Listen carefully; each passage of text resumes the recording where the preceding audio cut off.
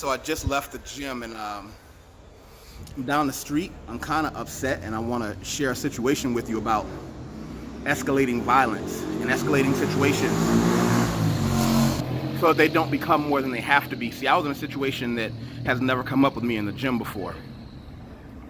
I've never had an awkward or stressful situation with another man in the gym, because usually it's just a group of men in there selfishly trying to better themselves. But today I was on the squat rack and one flew under the radar and I saw someone looking at me, and it was a woman. She's about a foot shorter than I am, about a quarter of a meter, and she gave me that look like, hey, are you almost done, or where are you? And that's a common thing. There's a way to do it in the gym.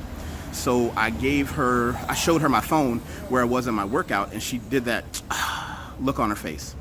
So I put my hoodie back up, I put my earplugs back in, and I proceeded to get through my squat sets.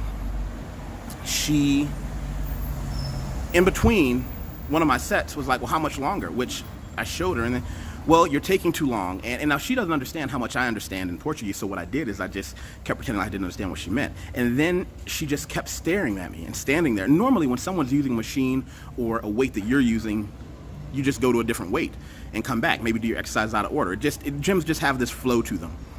But she had this weird entitlement, like, how dare you take the time to do your full workout when clearly I need this.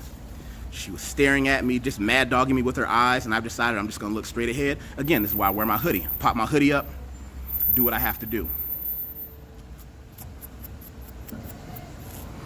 And so finally, in between the sets, when I racked my weights, she like tapped me on the arm, and I'm like, oh, that's a red line.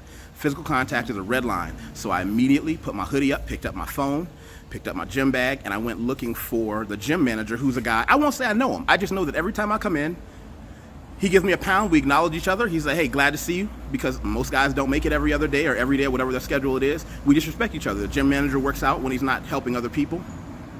I went, I found him. He was alone in the cardio room with his earphones on a bicycle, and I felt bad for messing this man's workout up. And I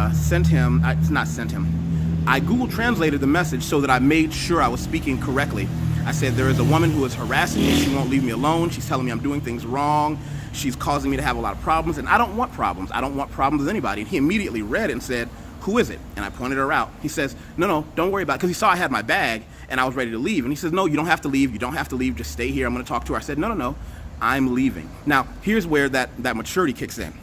There would have been a time, and I think there's a time in every man's life, and some of us outgrow it faster than others, when it would have been hard conflict and she did this and she did that, and I'm going to stick around to watch her get chewed out by the manager. No. This is in my backyard. These are people that I know. This is a neighborhood I live in. I've never seen her before, so I did the right thing.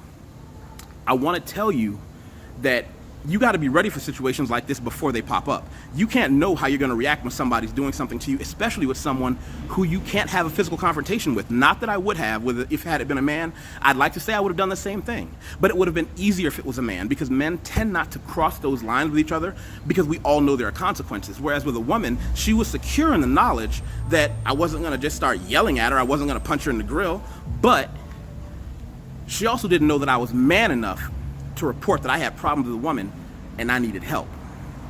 And I'm gonna just leave that there, because I know a lot of guys end up in the same situation. Some guys get beat up by their girlfriends and wives. Some guys get harassed and verbally abused.